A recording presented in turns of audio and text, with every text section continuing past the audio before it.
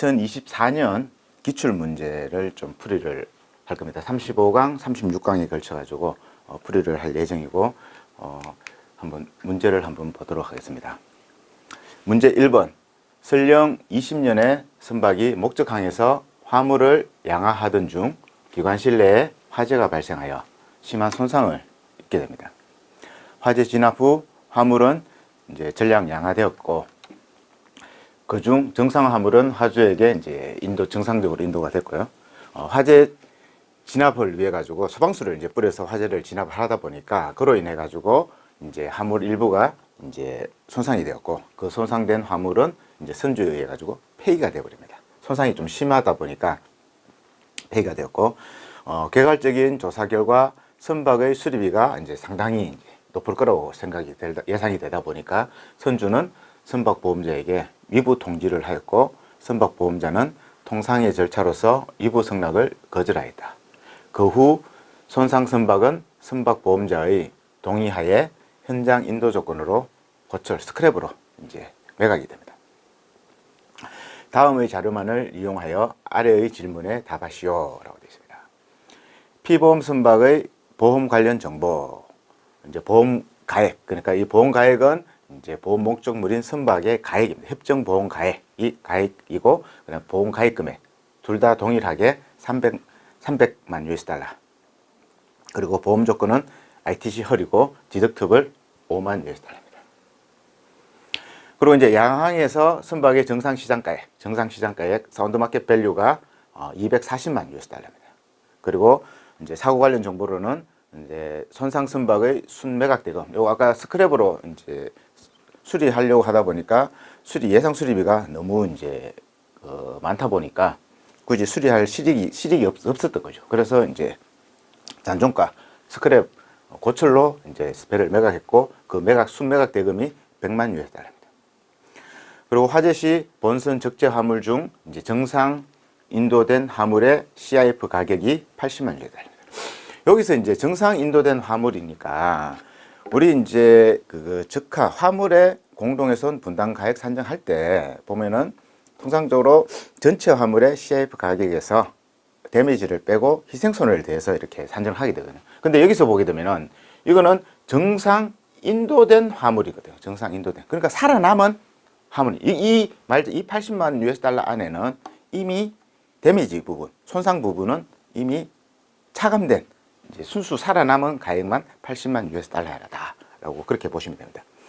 그러니까 이 부분 때문에 우리가 통상적으로 산정하는 게 이제 적하 화물 이제 공동훼손 분담 가격 산정할 때 화물의 CIF 가격에다가 데미지를 빼고 희생손해를 더하다 보니까 이 80만 US 달러를 화물 전체의 가액으로 오해를 하셔가지고 좀 문제 오류가 발생되는 경우가 종종 있는 것 같아요. 그러니까 항상 이제 이런 부분은 이제 지문을 좀 면밀하게 파악하셔가지고 이렇게 이제 정상 인도된 화물의 CIF 가격이다. 요거는 살아남아 있는 화물의 가액이 80만 US 달러다. 여기는 이미 데미지는 차감되어 있는 금액이다.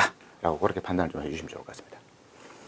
그리고 소방수에 의해서 이제 손상되어 이제 폐기된 화물의 CIF 가격이 20만 US 달러. 그 다음에 이제 화재가 나서 화재 진압을 했을 거 아닙니까? 그 진압 비용이 30만 US 달러입니다. 공동훼손은 YR 1994년 요코 웬트워프 규칙에 따라 정산되고, 이자와 수수료는 이제 무시하고 제외하고 정산해라 라고 이렇게 되어 있습니다.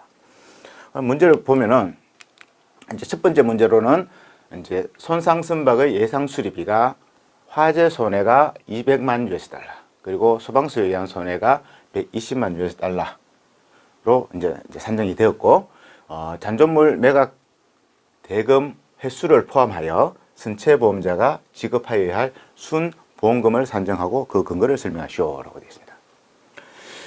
여기서 만약에 이게 공동훼손 상황이라면은 이 화재 손상 같은 경우에는 선박의 단독 훼손이 될 거고, 이 소방수 같은 경우에는 화재를 진압하기 위해서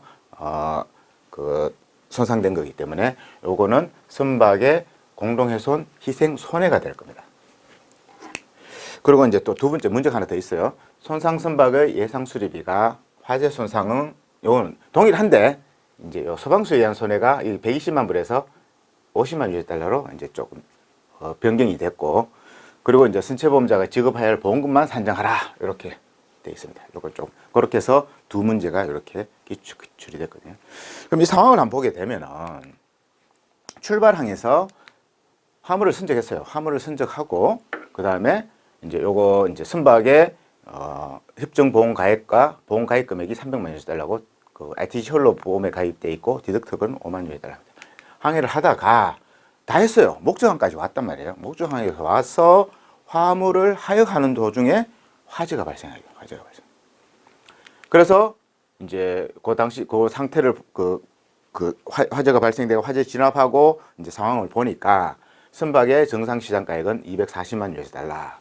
화재로 인해서 손상이 너무 심해가지고 선주는 위부를 통지를 하고 이제 위부를 통지한다는 것 자체가 선주가 보니까 예상 수리비가 선박에 이제 화재가 나서 이제 진압하고 그 손상 부분을 수리하려고 하다 보니까 손해액, 그러니까 예상 수리비가 어떻게 보면은 선박 가액이나 뭐 선박 가액을 훨씬 초과할 거라고 생각되다 보니까 선주 입장에서는 추정 전선으로 보험금을 주세요라고 하는 전제 조건이 이제 위부를 통지를 하는 거거든요. 전적으로 표기하는 위부를 통지를 하게 되거든요. 그러면 통상적으로 실무적으로 봤을 때는 위부를 통지를 하게 되면은 지문에서 보험자가 위부를 거절했어요. 위부를 거절했단 말이에요. 그러면 선주는 추정전선 성립을 위해 가지고 위부를 통지를 했는데 보험자가 거절을 했네. 그러면은 그게 그럼 추정전선 성립이 안 되는 거냐? 그거는 아니거든요.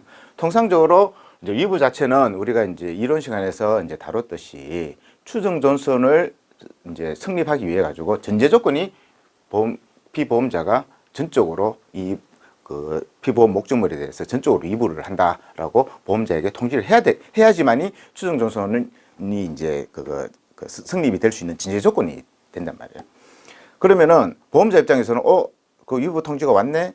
그러면은 이거 우리가 이걸 승인을 해야 될까 말아야 될까 이제 좀 고민을 해야 되겠죠. 근데 대부분 위부는 승인이 되는 경우는 거의 없습니다. 없다 손 치더라도 위부를 거절한다 손 치더라도 이제 실질적으로 우리 그 선체보험 약관 ITCR 제19조나 아니면 영국해상보험법 규정상에서 영국해상보험법 60조 제60조죠. 60조 상에서 추정전선이 유효하게 성립되는 상황, 그러니까 예상 회복 비용이 회복 후의 가액을 초과하는 상황이라면 추정전선으로 인정해줘요. 보험자도 인정해주고 나중에 이제 전선보험금을 주고 잔존물 부분을 자기가 이제 회수를 하는 그런 식으로 가는 거죠. 그렇기 때문에 보험자가 이부를 거절했다고 해가지고 추정전선 성립이 안 된다라고 판단하시면 안 된다는 거. 그리고 그 다음에 이제 스크랩으로 이제 선박은 매각하고 이제 매각 대금은 이제 순매각금 스크랩 밸류가 이제 그거죠. 100만 US달러고. 화재 진압 후 정상 인도 화물의 CF 가격 아까 말씀드렸듯이 살아남은 화물의 가격이 80만 US달러. 그다음에 소방수로 폐기된 게 20만. 화재 진압 비용 30만 US달러. YR 1994가 적용이 되고 이자나 수수료를 무시된다. 그럼 일단 여기 이제 공동훼손 상황인지 아닌지 먼저 봐야 되겠죠. 우리가 공동훼손이 되려면은 영국이 아니죠. YR 요크 엔터프 규칙 룰 A에 이렇게 규정이 되어 있어요. 공동훼손이 성립이 되기 위해서는 뭐냐?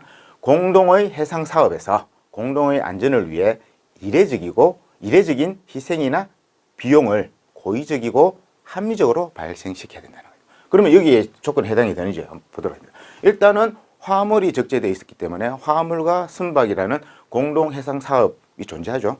그리고 불이 났어요. 불이 나다 보니까 화물도 위험하고 선박도 위험해요. 그럼 공동의 안전도 성립이 된다는 거죠. 그러면은 그렇게 이제 화재가 났기 때문에 화재 진압을 하지 않습니까?